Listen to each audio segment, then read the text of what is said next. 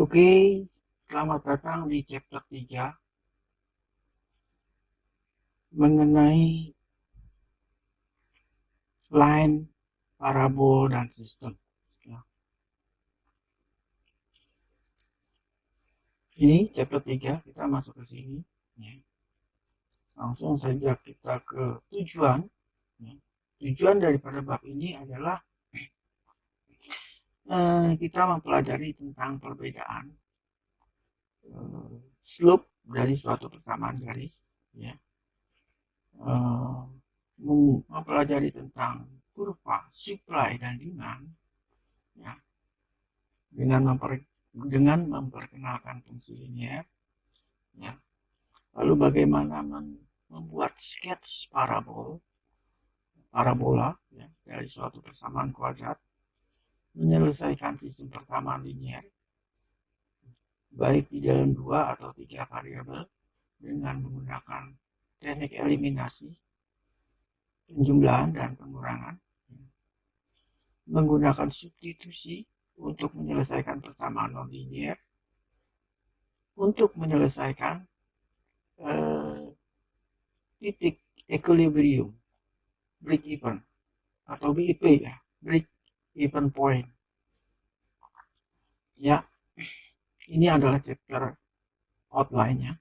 Outline-nya mengenai garis, aplikasi, fungsi linear, fungsi kuadrat, sistem persamaan linear, sistem non-linear, dan aplikasi sistem dari suatu persamaan.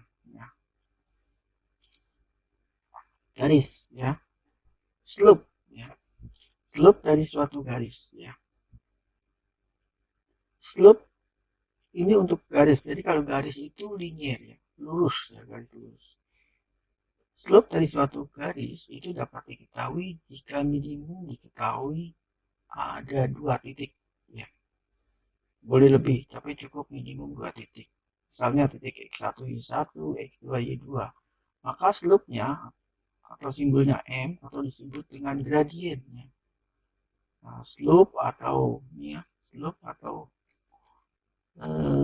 gradien dari suatu garis atau menyatakan kemiringan dari suatu garis. Slope, gradien atau kemiringan itu sama saja. Nah, untuk mencari kemiringan atau gradien itu y2 dikurang y1 per x2 dikurang x1. Boleh kebalik. Y1 dikurang y2 boleh. Tapi kalau y1 dikurang y2 maka di sini x1 dikurang x2. Jadi yang vertikal, perubahan vertikalnya dikurangi dengan perubahan horizontal. Seperti ini misalnya ada garisnya.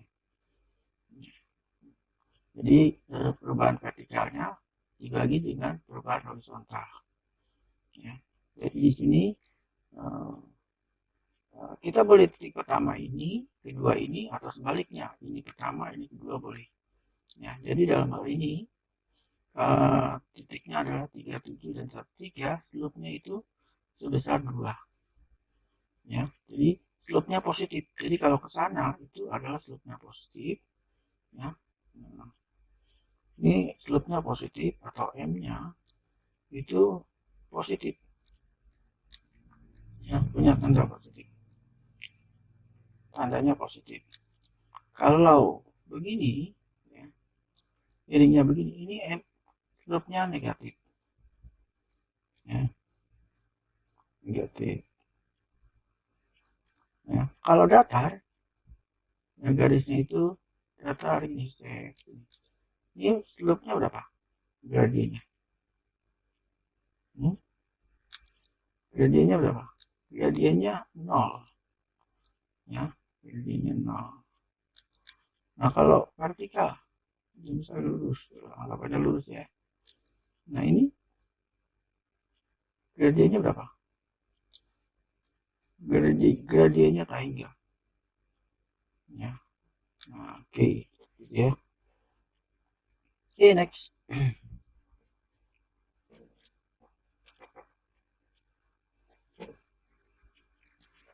Hubungan tentang harga dan kuantitas ya.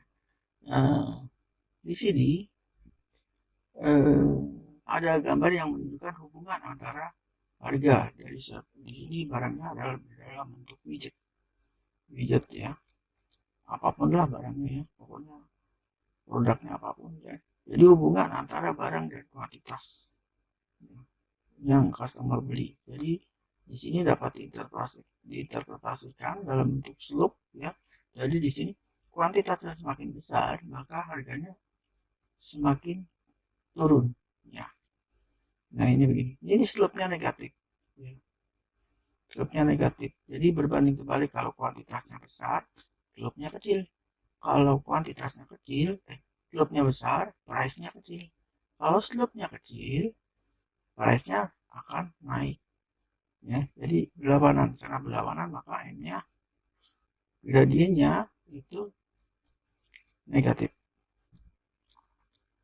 ya. Oke, ini kita pelajari karena nanti hubungannya dengan supply dan demand. Next ya.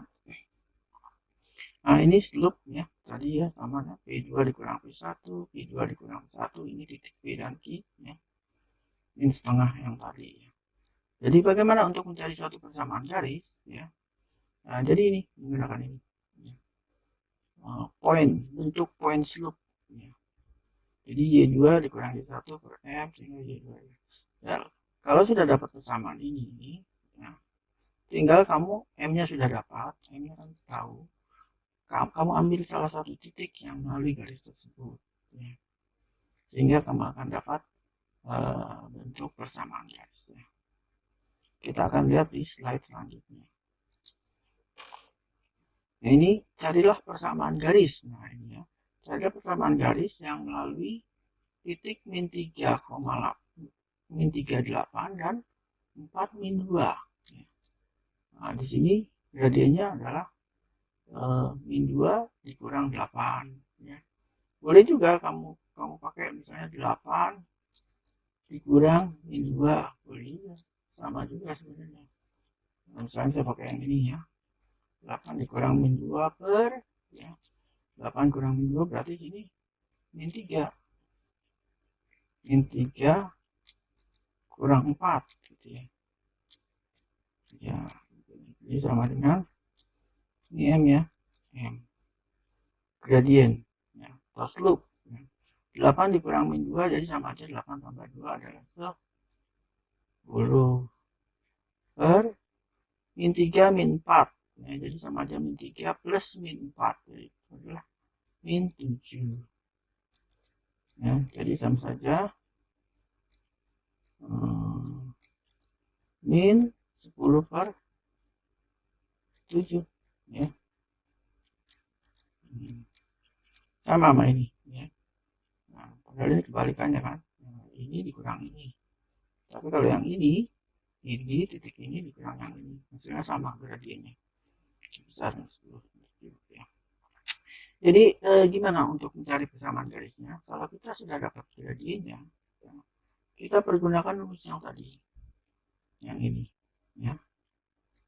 Nah, sini lalu ambil salah satu titik yang melalui garis tersebut ya, kan dua titik ini melalui garis tersebut ya.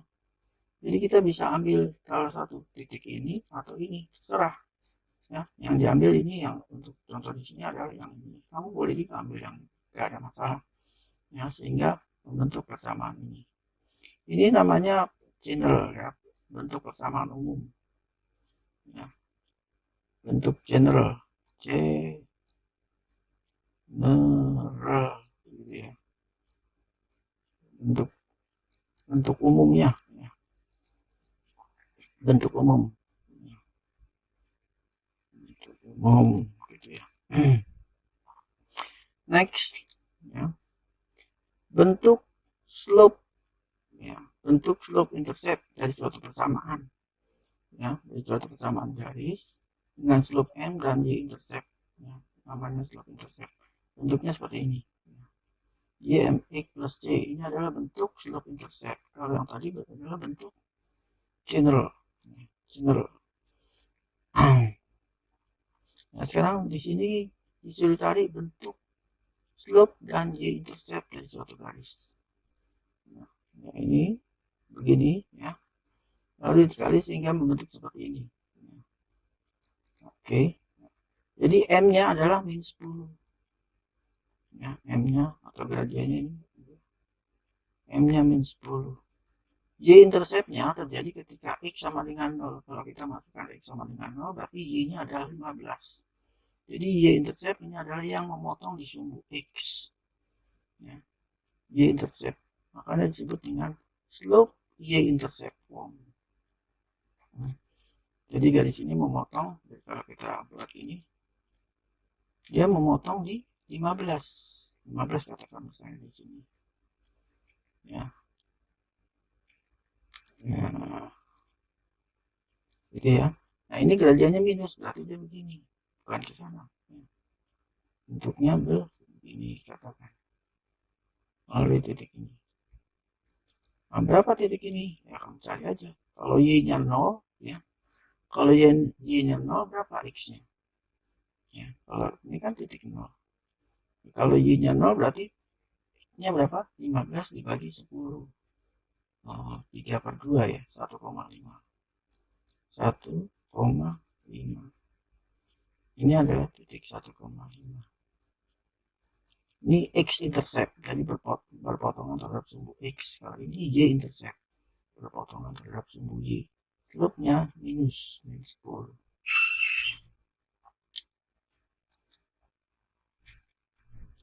Next, merubah bentuk persamaan garis.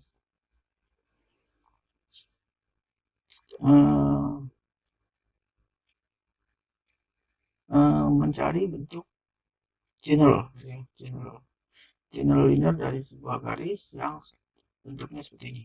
Ya, ini akan bentuk slope intercept. Kita akan berubah menjadi bentuk general, ya, sama. Nah, ini jadi bentuk generalnya seperti ini. Jadi di sisi sebelahnya, di sisi sebelah tanda sama dengan itu 0. Nah, semua variabel dan konstantan itu ada di sebelah kiri. Atau juga sebaliknya, tidak ada masalah. Itu adalah bentuk general. Next, carilah bentuk slope intercept. Nah, ini kembalikan, ini adalah bentuk general. Kalau diubah menjadi bentuk slope intercept, kita akan berusaha untuk Y itu ada di sebelah kiri dan semua variabelnya itu ada di sebelah kanan seperti ini, ya. Next, garis tegak lurus dan sejajar, ya. Ditutup dong, suaranya ini masuk ke sini. Nah,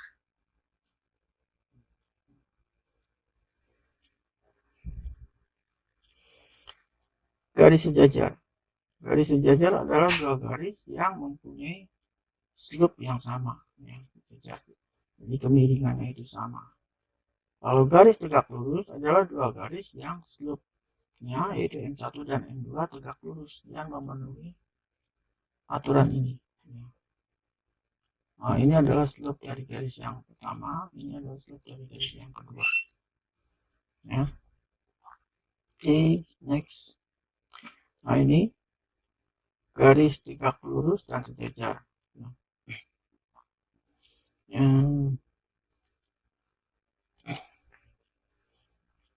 Di sini ada dua garis. Ada dua garis yang melalui titik 3-2. Jadi titik 3-2. Ya.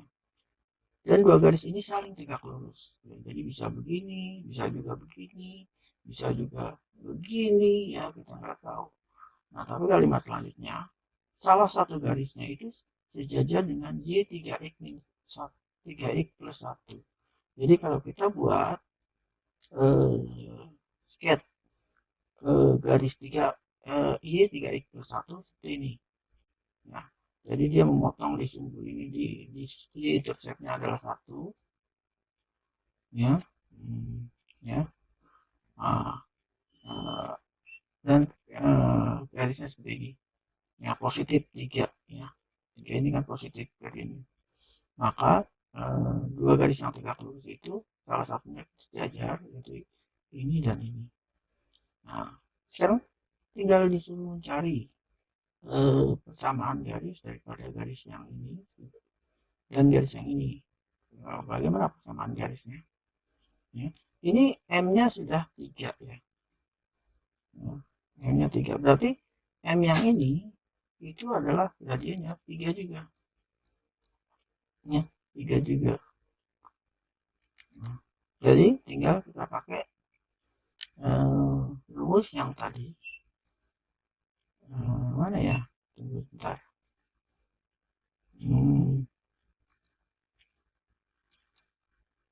Nah, yang ini ya. Kita pakai rumus yang ini. Kembali lagi.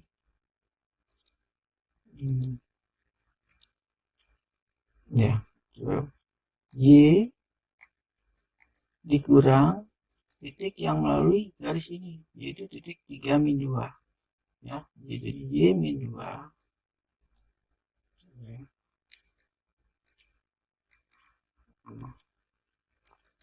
Per X min 3, gitu ya. Nah, ini kan sama dengan nilai gradiennya, ini adalah sama dengan 3. Kita akan cari persamaan garis ini, ya. Jadi ya, ini sama dengan Y+2, gitu kan. Y+2 sama dengan 3x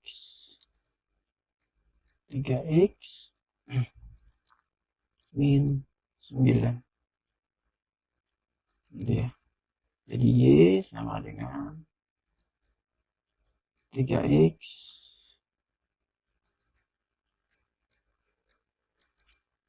min 7. Nah, ini adalah persamaan garis untuk yang ini, ya. Nah, persamaan garis ini, nah, ini tegak lurus dengan ini.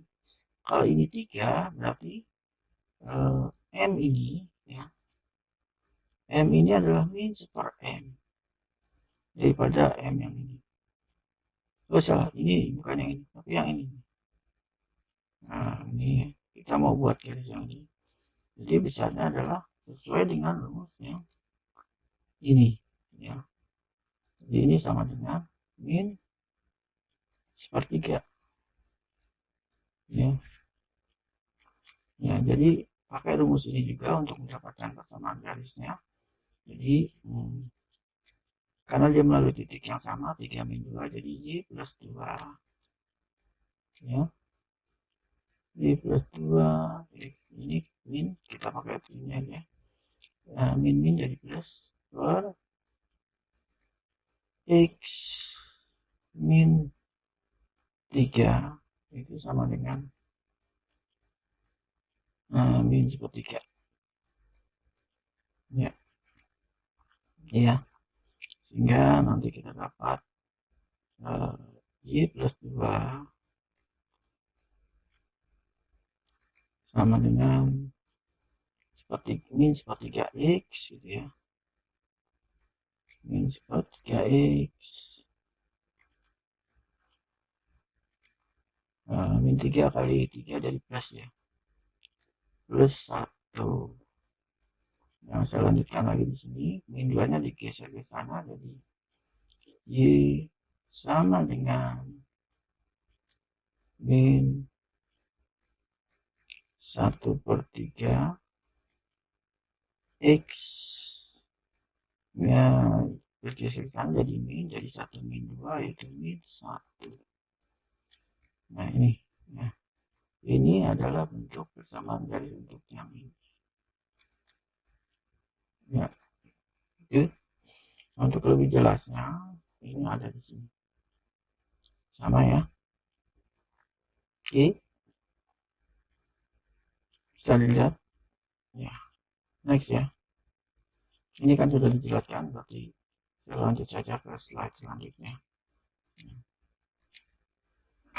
Aplikasi persamaan linier ya. Nah, jadi kita lanjutkan ke section selanjutnya mengenai aplikasi dan fungsi linier.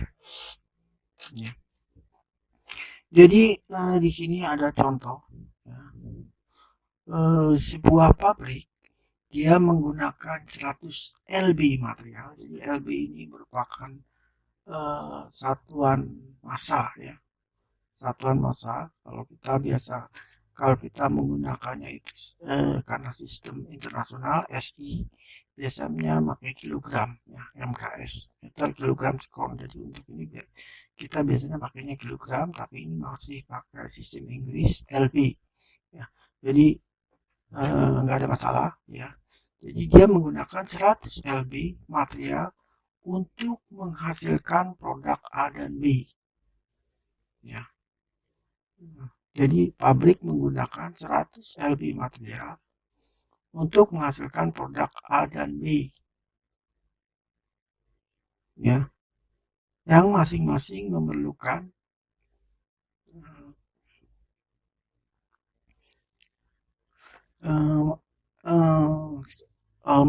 dari ulang. Oke, kita masuk ke section selanjutnya mengenai aplikasi dan fungsi linier ya. Ini ada contoh ya.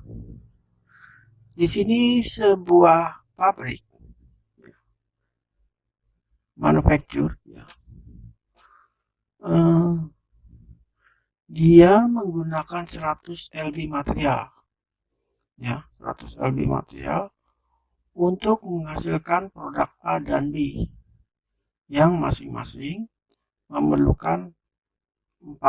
Untuk menghasilkan produk A dia memerlukan 4 lb, dan untuk produk B dia memerlukan 2 lb material per unitnya ya. Jadi per unitnya untuk menghasilkan produk A dia memerlukan 4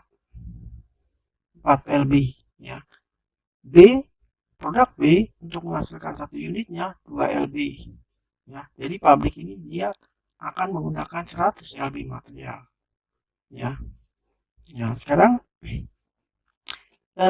berapa produk X dan Y, produk A dan B yang bisa dihasilkan? Ya, jadi di sini ya, di sini 4 lb. Katakan produk A yang dihasilkan itu kita nggak tahu. Ya, katakan X. Ya. Katakan saja produk A yang dihasilkan itu X. Jadi karena satu produk A itu memerlukan 4 lb, berarti kalau X berarti ada 4X ya, ada 4X.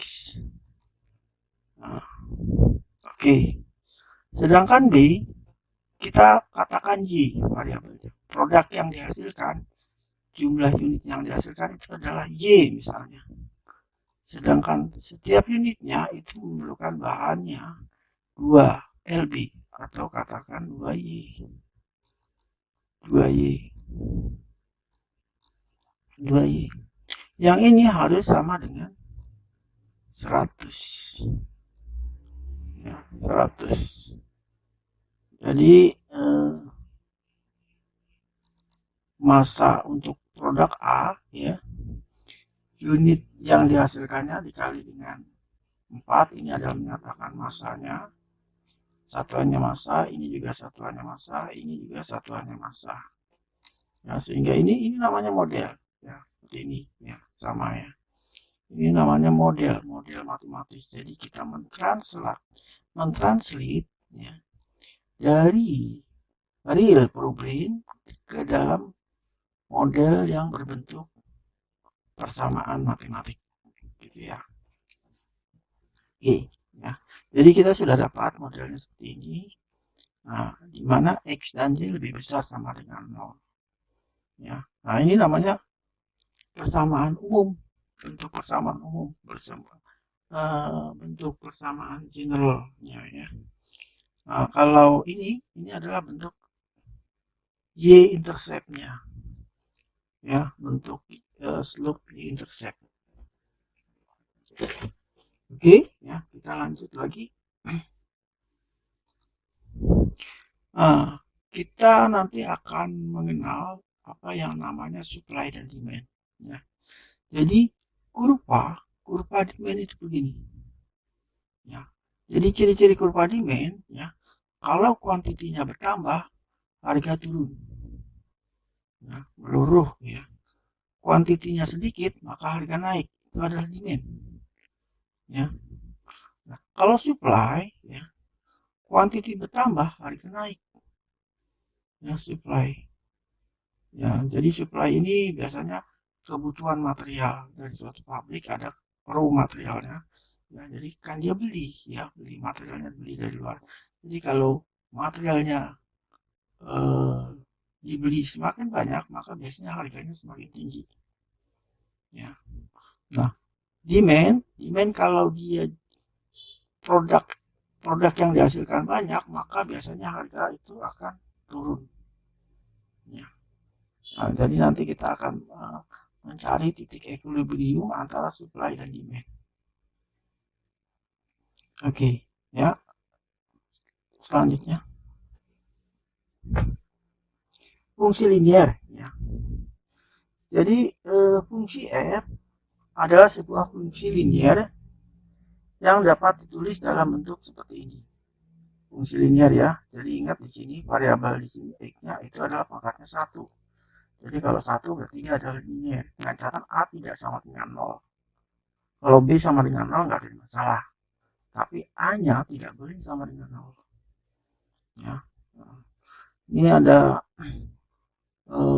fungsi linier, disuruh menggambarkan grafiknya kira-kira bagaimana ya. Kalau grafiknya 2x min 1 ya. Jadi 2 ini menyatakan gradien slope. Gradien atau slope yang biasanya dinyatakan dengan m. Ya. mx plus, jadi c-nya ini adalah min 1. C-nya adalah min 1. Ya, jadi, nah ini kan persamaan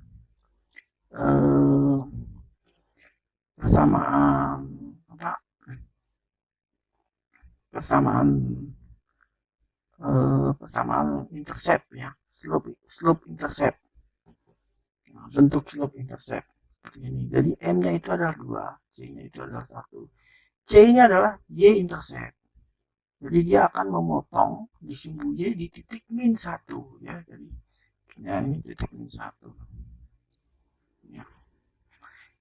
Gradiennya itu 2, jadi positif, jadi arahnya pas ke sana, tidak mungkin miring ke sini ya, dia akan miring ke arah sana.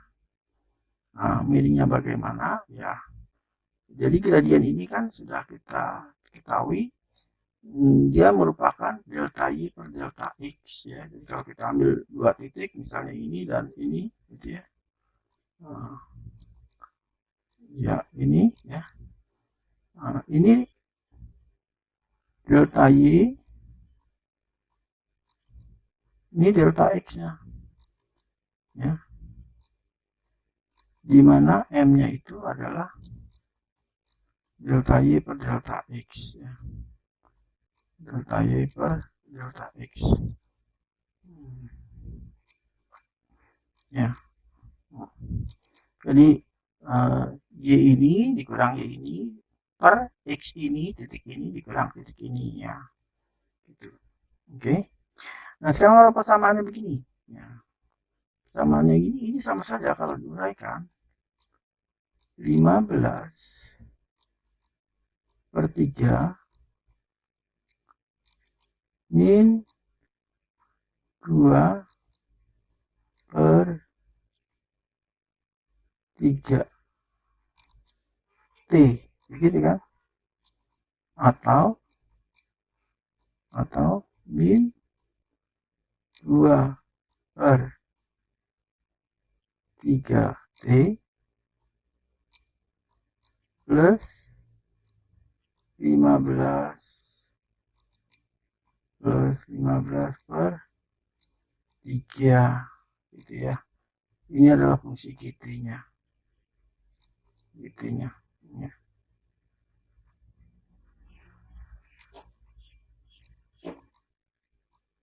Fungsi GT ya. Jadi di sini kita lihat bahwa M-nya itu adalah negatif. Ya. M-nya negatif, jadi arahnya ke sana. Dan dia memotong di sumbu Y itu di titik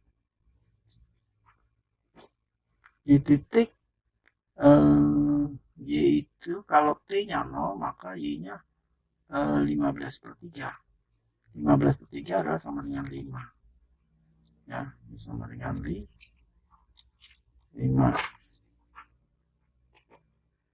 Nah, jadi ini jadi memotong di titik di sumbu Y di titik Y sama dengan 5 ya. Oke, nah lanjut menentukan fungsi linier ya. Jika Y sama dengan Fx adalah fungsi linier, jika Y sama dengan Fx adalah fungsi linier, maka Fx-nya min 2 itu akan sama dengan 6. Dan F1 sama dengan min 3. Carilah fungsi Fx-nya. Ya, jadi pada saat X sama dengan min 2, ya, pada saat X sama dengan min 2, maka Y-nya adalah 6.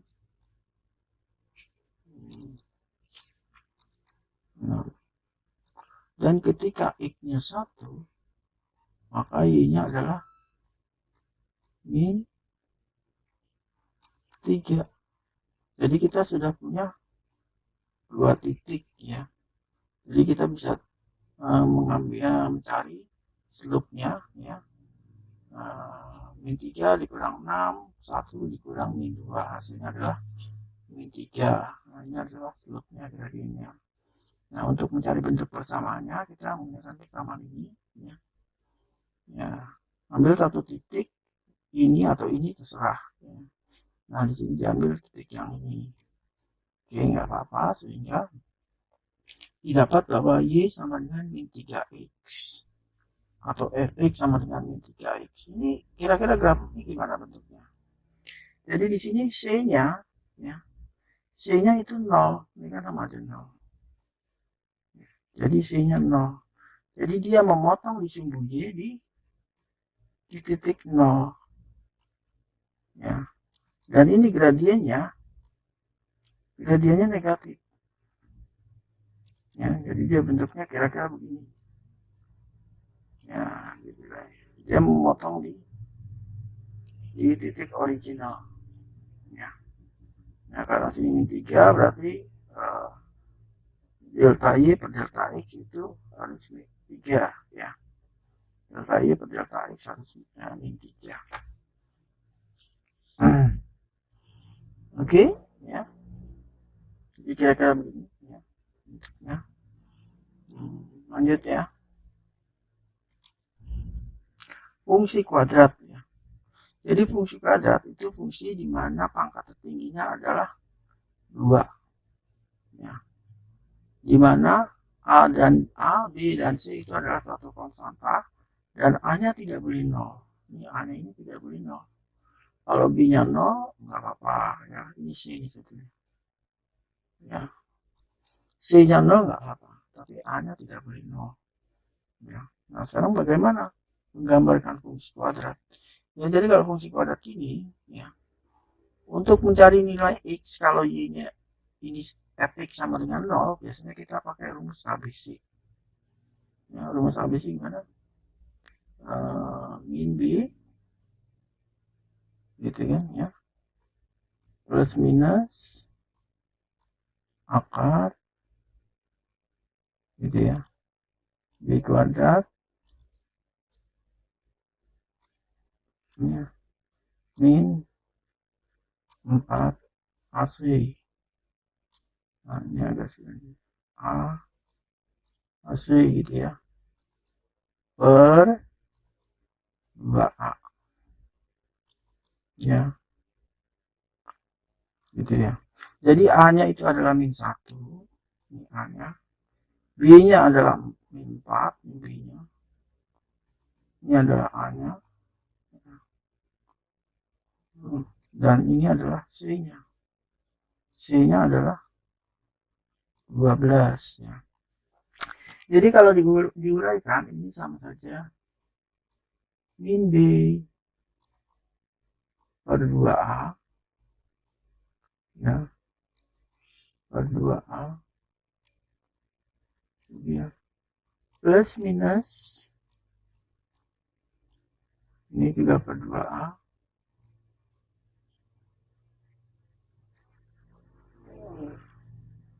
akar ini ya, akar B kuadrat ini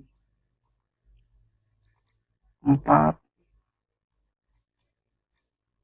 AC gitu ya. Oke gitu ya. Ya. Ini gini. Nah,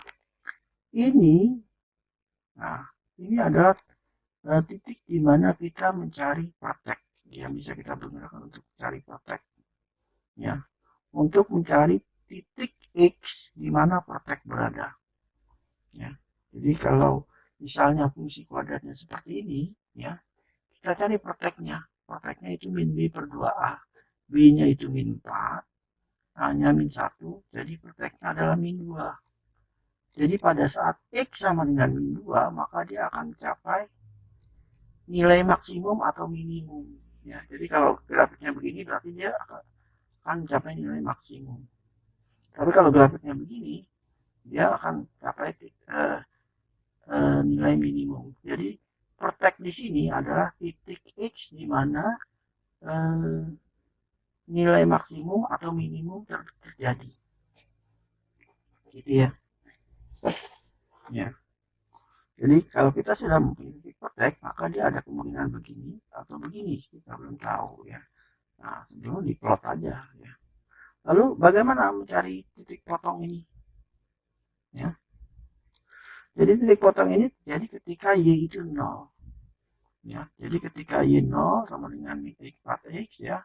Lalu kebetulan ini gampang difaktorkan sehingga didapat nilai X-nya adalah min 62. Min 6 dan 2. Lalu ini besaran apa? Ini menyatakan besaran jarak. Katakan ini adalah S gitu ya. Ini menyatakan jarak dari sini ke sini. Ya. Ini adalah S jaraknya.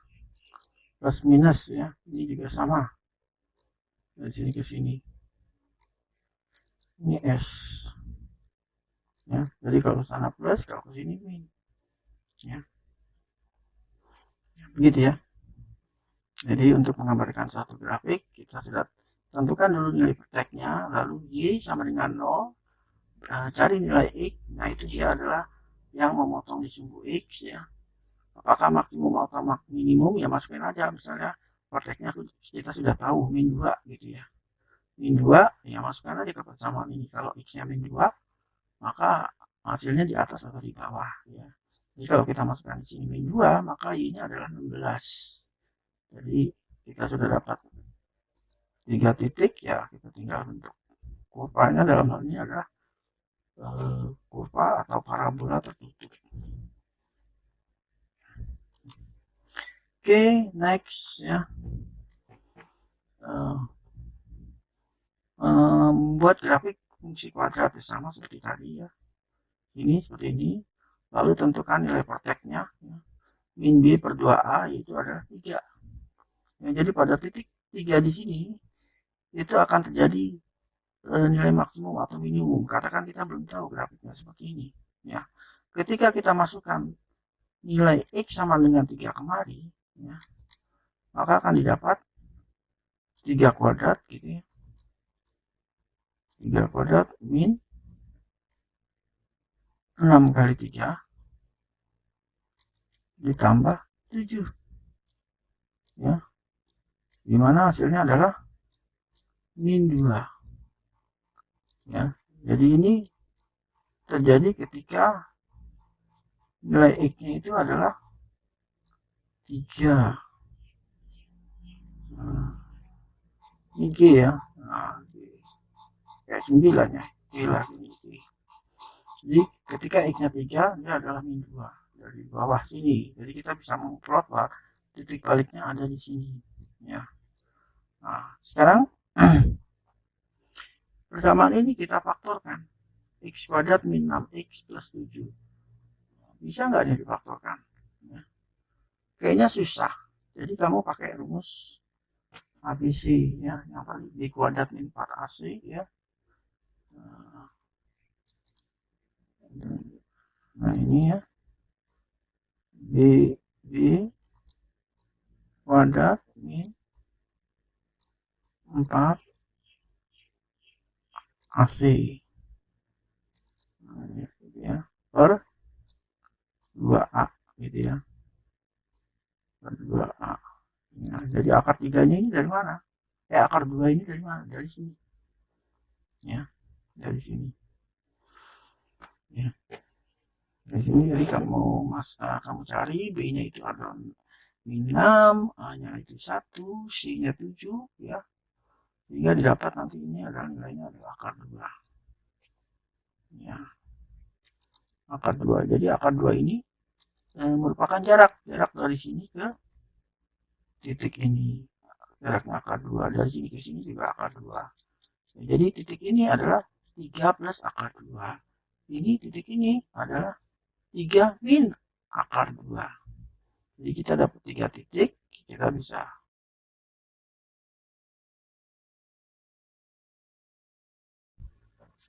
langsung ke section 34.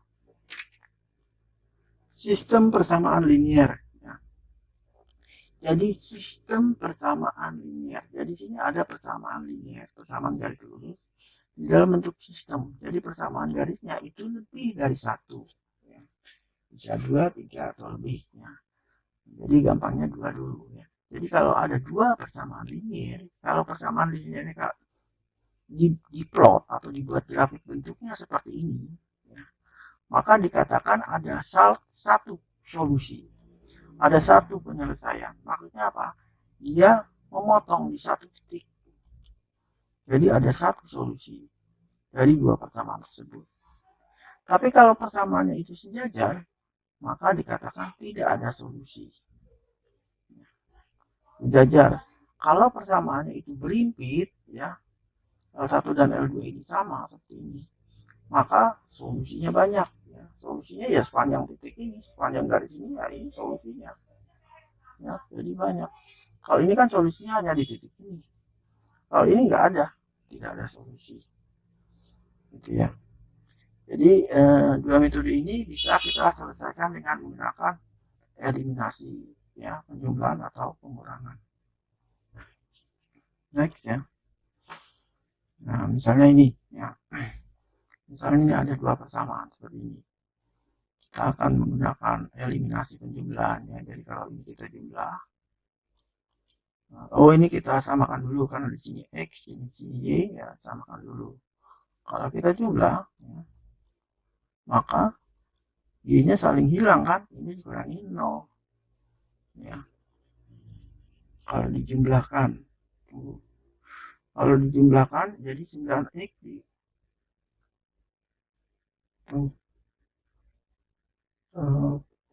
ini kalau dijumlahkan 9X, betul ya, tunggu sebentar, ini 12Y.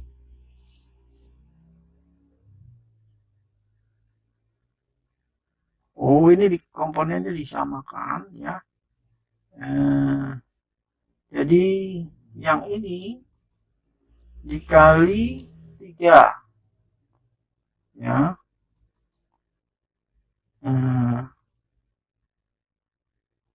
Yang ini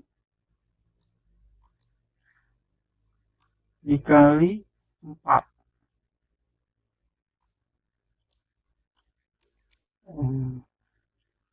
Tunggu sebentar. Di sini 3 kali 3 9x, 3 kali 4 12 ya, betul ya. Ini 39. 4 kali 3 itu ada 12, 4 kali 2 ada 8, 4 kali 2 adalah 12. Oke ya. Nah, jadi maksudnya kenapa? Supaya sama ya, supaya sama ini apa koefisien yang ada di Y ya, karena ini adalah Y, ini Y ya. Lalu disejajarkan jadi 12 per 12 karena kita akan menjumlahkan sehingga Y-nya ini hilang ya. Jadi 9x ditambah 8x menjadi berapa? 17 ya. Menjadi 17x sama dengan 39 tambah 12 adalah 451 ya. Jadi x-nya itu sama dengan berapa? 3 ya. 51 dibagi 17. Itu x-nya sama dengan 3. Oke ya. Jadi ketika x sama dengan 3, maka kalau kita substitusikan ke salah satu persamaan dari dua persamaan ini, maka kita akan mendapatkan nilai min 1. Jadi penyelesaiannya jadi ada hanya satu solusi, yaitu x-nya sama dengan 3 dan y-nya sama dengan min 1. Oke ya. Jadi ini solusinya 1. Oke, selanjutnya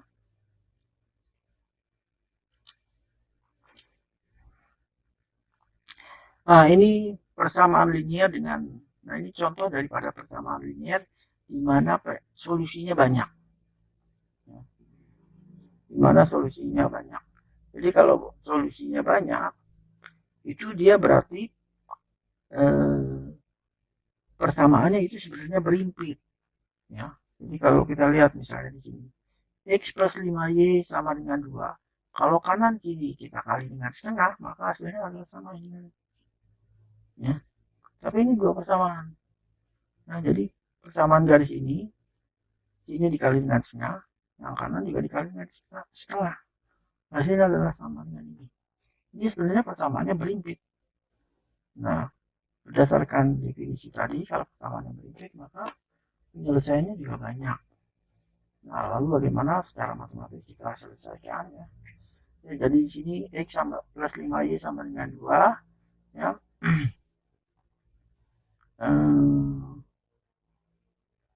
Di sini x min 5y sama dengan min 2. Min x min 5y sama dengan min 2. Jadi dikali minus ya. Ya. Lalu menambahkan kedua persamaannya. Jadi kalau jadi di sini yang sini ya. Yang ini dikalikan dengan min 2 ya. Jadi yang ini dikalikan dengan min 2 ya. Ini juga dikalikan dengan min 2 ya. Hasilnya adalah min 2. Ini adalah ini ya. Lalu dijumlahkan hasilnya adalah 0 gitu ya. Jadi solusi lengkapnya ya kita ambil aja salah satu persamaan, katakan ini ya. Jadi x-nya adalah 2 min 5r. Jadi y-nya kita anggap apa? R lah ya. R itu bisa berapa aja gitu ya. Nah, y 2 min 5r, maka y-nya adalah r gitu. Jadi nilai r itu berapa aja ya. Jadi nilai x dia akan bergantung kepada nilai y, dimana y-nya ini adalah berapa nilai r. Misalnya kalau r-nya itu kita ambil misalnya di sini 1 gitu ya, maka y-nya sama dengan 1, maka nilai x-nya bergantung pada 2 dikurang 5 min 3 gitu ya. Nah, kamu bisa ambil juga r-nya lain gitu ya. Jadi solusinya banyak ya, karena garis itu berimpit. Oke, next ya. Ini contoh menyelesaikan sistem linear 3 variabel ya. Jadi di sini dia menyelesaikannya. Dia di sini ada tiga sistem linear. Wah, repot juga.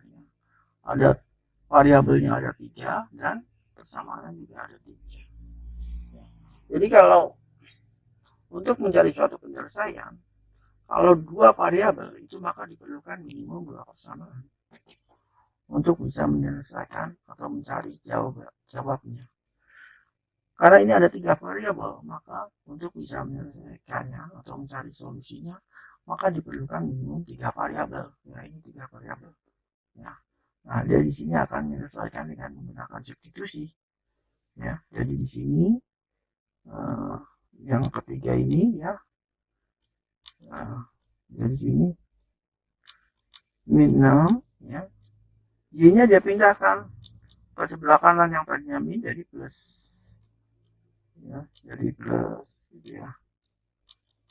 Yang min 3z juga dipindahkan ke kanan jadi 3z gitu ya, jadi 3z ya, jadi y 3z nya seperti ini ya. Nah, nanti nilai x nya ini dimasukkan kemari. Nah, nilai x ini diganti dengan ini ya, nilai x yang di sini juga ya diganti dengan nilai ini, sehingga kita dapatkan ini dan ini ya. Oke, jadi hanya dua variabel y dan z ya. Nah, kalau tidak ada dua variabel ini, berarti kamu bisa selesaikan dengan eliminasi ya, dengan eliminasi seperti slide sebelumnya, sehingga didapat ya, dari kedua ini z-nya itu adalah 3 dan y-nya adalah min 2. Jadi kalau z-nya 3, y-nya min 2, maka nilai x-nya adalah 1 ya. Dari mana nilai x-nya 1? Ya masukkan kemari ya kan, z-nya 3, y-nya min 2 ya, masukkan ke persamaan yang ini ya, sehingga didapat nilai x-nya adalah 1. Oke, next ya.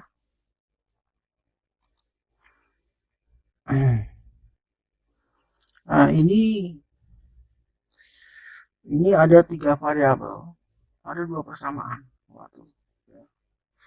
3 variabel dan 2 persamaan. Ya, oke. Ya. Di sini menyelesaikannya ya.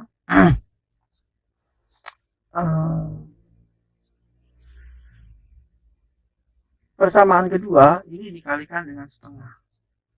Ya, ini dikalikan dengan sini, dikalikan dengan setengah. Ya. Nah, oke. Yang ini juga dikalikan dengan setengah. Setengah, sehingga hasilnya adalah x plus 2y plus z gitu ya, sama dengan 4 gitu ya. Jadi kalau kita lihat ini sama ini sama ya. Jadi kalau ini sama ini sama, jadi kalau sama berarti solusinya banyak ya. Penyelesaiannya banyak ya. Jadi kalau dilakukan penjumlahan atau pengurangan persamaan ini dengan ini, maka hasilnya juga sama dengan 0,0 ya. Nah, jadi kita keluarkan saja ya, lalu kita misalkan y-nya itu adalah r ya. Jadi kalau y-nya r dan z-nya itu s, maka nilai x-nya adalah bergantung kepada r dan s. Jadi ini solusinya banyak ya, tergantung nilai r berapa mau kita ambil, s-nya berapa ya, banyak penyelesaian karena berimpit ya. Ini kan berupa bidang ini ya, karena 3 dimensi dia berupa bidang itu berimpit sebenarnya. Oke, next. Nah, kita masuk ke sistem non linear. Kalau tadi kita selama ini berbicara linear, maka sekarang kita masuk ke non linear. Jadi namanya sistem ya. Jadi sistem di sini yang dimaksud adalah persamaan. Jadi persamaannya ada lebih dari satu. Yang dimaksud dengan sistem non-linear adalah di mana minimum sedikitnya dari sistem itu ada satu persamaan yang tidak linear. Nah, misalnya ini tidak linear, ya. Tidak linear karena pangkat 2. Ya. Nah, ini linear karena x ini pangkat 1. Ya, ini linear. Nah, ini tidak linear. Yang di atas ini persamaan 1 ini tidak linear, yang 2 linear. Maka disebut ini adalah sistem non linear. Ya. Ya, kita menyelesaikannya bisa menyelesaikan dengan substitusi gitu ya, bisa ya. Jadi dikeluarkan y-nya misalnya dari sini dikeluarkan. Berarti nilai y-nya adalah berapa tuh? Ini min y ya. Min y min 3x min taruh di kanan gitu ya. Ini min 1 atau y-nya adalah 3x plus 1 ya. Nah, ini y-nya ini kita masukkan. Nilai y ini kita masukkan ke jadi ini kita ganti dengan yang ini 3x plus 1 seperti ini ya. Nah, sehingga didapatkan persamaan ini ya, persamaan kuadrat lalu difaktorkan sehingga kita dapat x-nya itu adalah min 3 dan 2. Kalau x-nya min 3 maka nilai y-nya adalah min 8. Masukkan ke sini ya. Jadi nilai x min 3 masukkan kemari ya. Min 3 kali 3 9 tambah 1 min 3 kali 3 min 9 tambah 1 min 8 gitu ya. Kalau x nya 2 kali 3 6 tambah 1 7 ini. Oke ya, lanjut ya. Ini baru slide ke-28 ya, masih ada 7 slide lagi. Next ya, aplikasi persamaan linear ya. Jadi di dalam dunia bisnis ya, dalam ekonomi kita sering mencari suatu titik seimbang, titik equilibrium di antara kurva supply dan demand ya, perpotongannya ada di mana ya. Itu perlu ya agar kalau misalnya itu berupa pabrik supaya produksinya tidak berlebih ya, tidak juga kurang ya. Jadi kalau kita tidak bisa memperkirakan, kita membeli material terlalu banyak ya, produk yang dihasilkan terlalu banyak, barang yang terjual sedikit itu akan merugi. Atau juga membeli materialnya terlalu sedikit sehingga produk yang dihasilkan terlalu sedikit sedangkan demand lagi tinggi, itu juga rugi ya. Jadi gimana titik imbangnya? Nah, itu namanya kita hitung dengan menggunakan titik equilibrium dari supply dan demand ya. Jadi kurva demand ini begini ya. Slope-nya negatif ya. Ini dipermudah, tapi biasanya juga dia begini ya. Kalau supply itu begini ya. Jadi kalau demand itu kuantitas bertambah, harga turun ya. Kalau supply kuantitas tambah, harga naik. Oke ya. Next.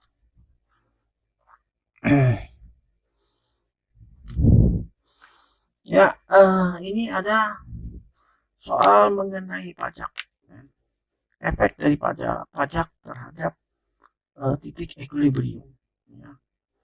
Kalau tanpa pajak mungkin hitungnya akan lebih sederhana, tapi di sini gara-gara pajak hitungnya agak sedikit kompleks gitu ya. Jadi misalnya begini, P5 per 100 Q plus 50. Jadi kita lihat di sini ya. Ini adalah gradien kan, atau slope ya. Slope-nya di sini apa? Positif kan? Ya, 8 per 100. Jadi kalau positif ya, jadi dia cenderung naik. Jadi kalau kita lihat tadi di sini ya, kalau naik itu menandakan berarti dia adalah supply. Jadi ini naik, jadi ini menyatakan persamaan supply. Jadi kalau tidak ada pernyataan ini, kalian harus sudah tahu bahwa ini adalah persamaan supply. Ya. Nah, persamaan demand-nya ini. Jadi kita lihat di sini. Di sini M-nya negatif. Ya. Jadi kalau M-nya negatif, ya, itu dia M-nya negatif, ya, itu dia demand. Kalau M-nya positif, ya, gitu ya, tandanya positif, maka dia persamaan supply. Ya, itu adalah persamaan supply. Ya, oke, itu adalah persamaan supply dan demand dari suatu pabrik, katakan, ya. Nah, sekarang jika pajaknya, ya, per unit itu adalah 1,5 dolar. Jadi kalau suatu pabrik itu pajaknya itu dilihat dari unit yang dihasilkan. Berapa unit yang dihasilkan?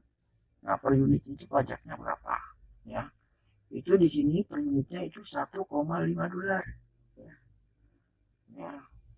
Nah, sekarang bagaimana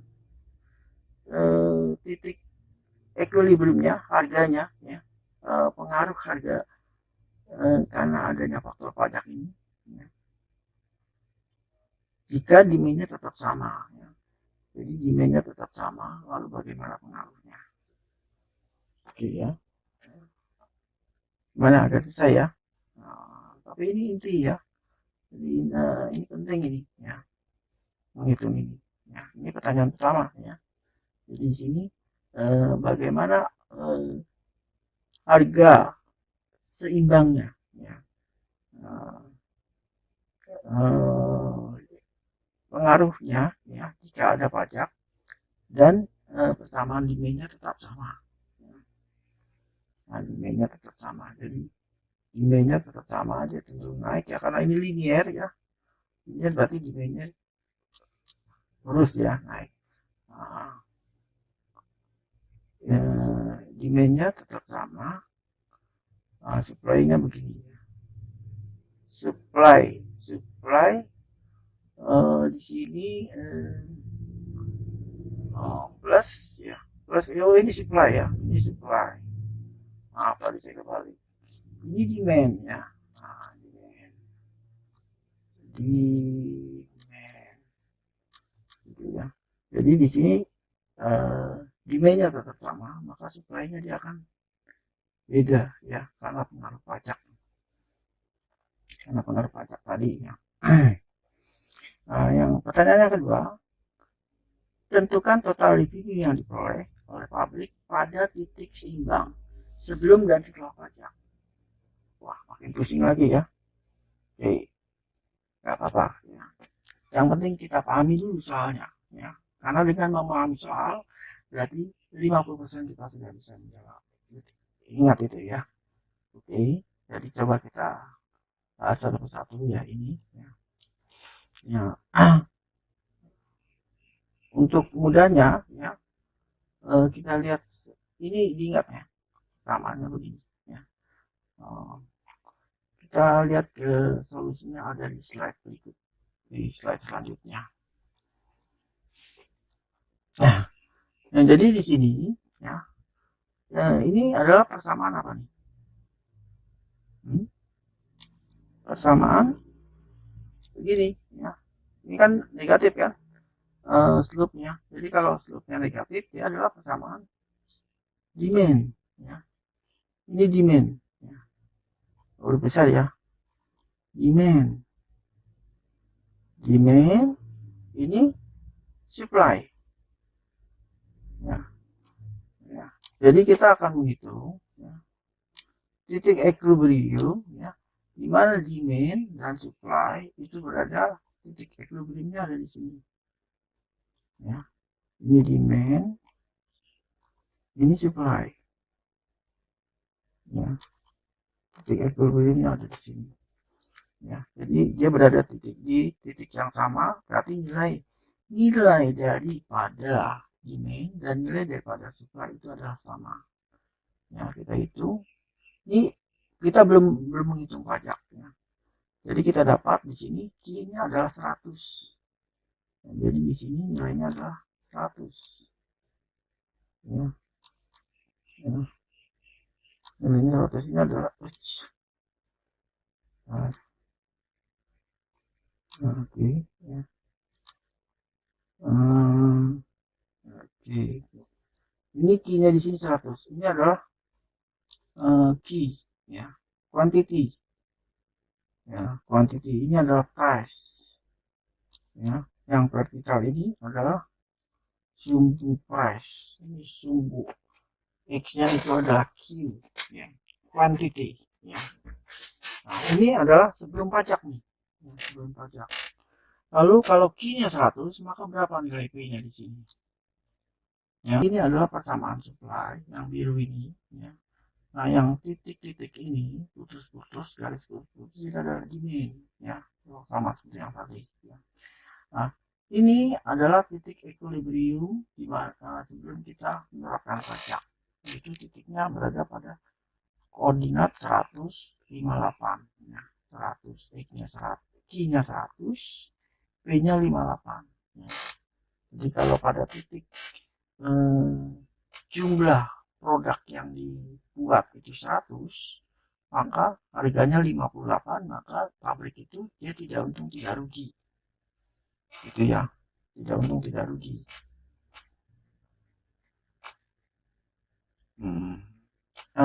Maksudnya bukan tidak untung. Kalau Q-nya 100, ya, P-nya 58, maka dia berada pada titik equilibrium, seimbang, gitu ya. Ya, jadi tentunya pabrik tidak merugi, gitu ya. Jadi sesuai produk yang dihasilkannya itu sesuai dengan permintaan, jumlah permintaan. Sekarang kita akan menghitung pengaruhnya tentang pajak. Tadi pajaknya itu per unit adalah 1,5 dolar. Ya. Jadi price-nya, ya, yang tadinya ini, ya, 8 per 100 Q ditambah 50. Ya. 8 per 100 Q ditambah pada titik Q sama dengan 100, ya, dia price-nya akan menjadi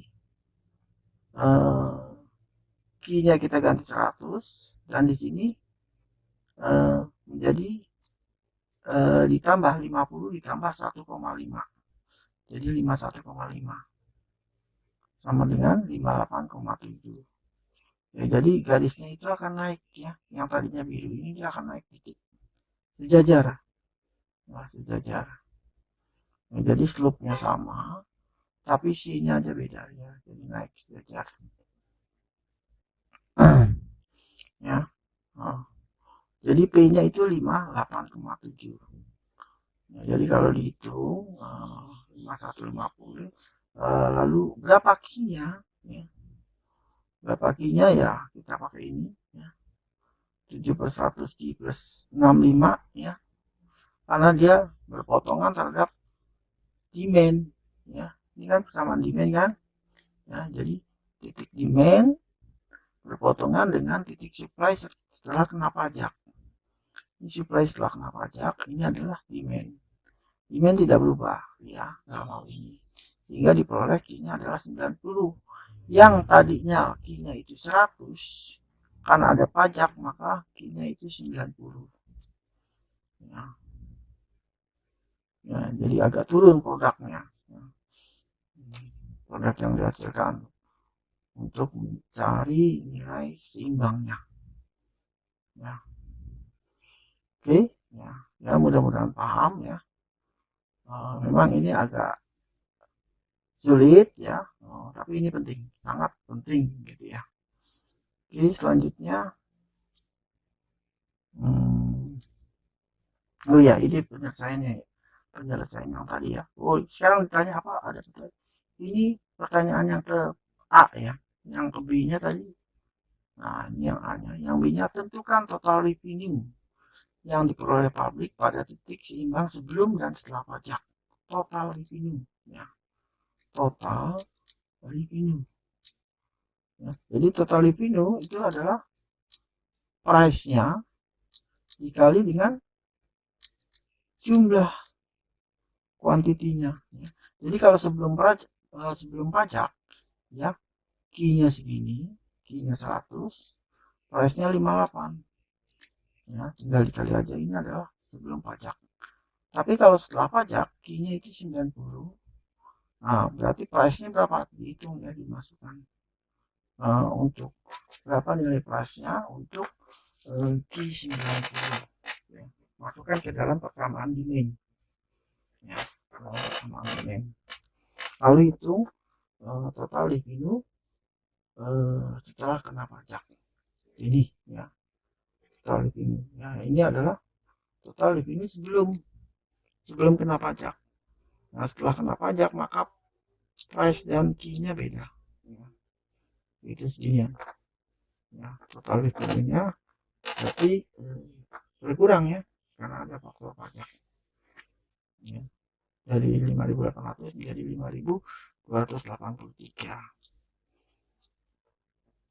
Selanjutnya kita akan menghitung BEP. Nah, ini lebih penting lagi nih ya. Jadi break even point. Ya. Jadi kalau rumus daripada profit itu ya, total revenue dikurang total cost, kita sudah belajar di slide sebelumnya ya. Dimana total cost itu adalah variable cost ditambah fixed cost ya. Nah, misalnya rumusnya seperti ini, maka kalau diplot ya, antara total cost dan fixed cost itu misalnya seperti ini ya. Ini supaya mudahnya dalam bentuk linear ya. Ini adalah total cost, ini adalah total revenue, pendapatan ya. Kita akan mencari titik ini ya. Ini titik penting ya. Titik penting artinya apa ini ya. Jadi kalau di sini ya, titik key di sini ini adalah produk di mana ya, di mana perusahaan tersebut tidak untung tidak rugi.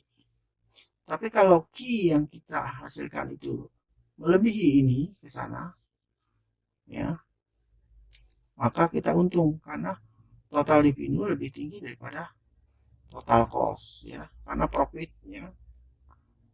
itu ya, total revenue ya, total revenue dikurang total cost ya. Nah, jadi kalau misalnya titik ini ya, titik ini berarti total costnya sini, total revenue-nya di sini ya. Jadi ini adalah profitnya, profit yang diperoleh. Jadi semakin besar sana maka profitnya semakin besar, Q-nya semakin besar yang melebihi nilai Q ini. Kalau kurang dari ini maka kerugian yang diperoleh, loss ya, kerugian yang diperoleh. Jadi diperlukan di sini nilai BEP ya, berapa titik BEP yang diperlukan supaya perusahaan itu tidak merugi gitu ya. Oke, paham ya, mudah-mudahan paham. Selanjutnya ini ada contoh ya. Contoh untuk BEP tadi ya. Jadi sebuah pabrik ya, dia menjual sebuah produk di mana produknya itu harganya $8 per unit ya, $8 per unit ya, price-nya itu $8 per unit ya. Nah, katakan itulah yang semuanya dijual ya. Jadi semua produk katakan terjual gitu ya. Fixed cost ya. Fixed cost-nya 5.000. Jadi biaya tetap ya. Jadi berapapun produk yang dibuat atau tidak dibuat pun fixed cost tetap ada, yaitu sebesar 5.000. Ini 5.000. Ini 5.000. Ya, 5.000. Variable cost ya, variable cost-nya adalah 22,9. Oke, ini adalah 22/9 dalam bentuk dolar. Jadi kalau variable cost itu tergantung daripada produknya, jumlah unit yang dihasilkan ya. Semakin banyak produknya, maka total variable cost-nya juga akan bertambah ya. Jadi karena total variable cost itu total cost dikali dengan banyaknya produk yang dihasilkan ya. Oke, sekarang pertanyaannya yang A itu adalah mencari total output dan revenue pada titik BIP ya. Yang B mencari profit ketika 1.500 unit yang dihasilkan, mencari kerugiannya ketika 450 unit yang dihasilkan, mencari output yang diperlukan untuk mendapatkan profit sekian ya. Pusing ya. Nah, bagus kalau pusing, berarti kalau pusing itu bagus, berarti berpikir gitu ya. Oke, sekarang kita lihat yang pertama ya, mencari total output atau revenue ya, revenue pada titik break even ya. Jadi pada titik break even ya, di mana di sini kan kita lihat lagi ya, break even terjadi di sini, di mana TR itu sama dengan TC ya, profitnya 0 ya. Jadi break even itu terjadi ketika profitnya 0 ya. Jadi BEP itu terjadi ketika profitnya 0 ya. Itu dihitung berapa nilai kuantitinya ya. Nah, kalau sudah kuantitinya sudah dapat, dicari berapa price-nya gitu ya. Nah, jadi mudahnya kita lihat saja di sini ya. Jadi ketika total revenue 8 Q ya.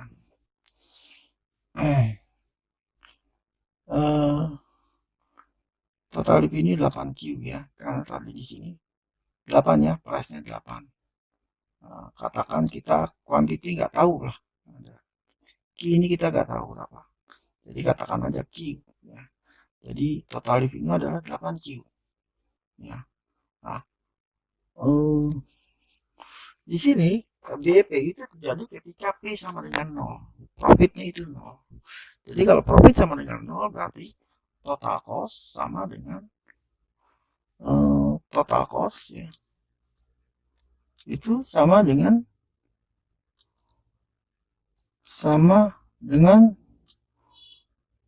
total variable cost ya,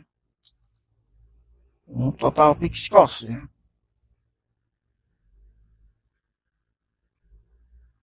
Tunggu sebentar, tunggu ya, salahnya. Jadi profit ya, profit ini sama saja total revenue ya, total revenue ya ini ya 8 Q dikurang total cost ya.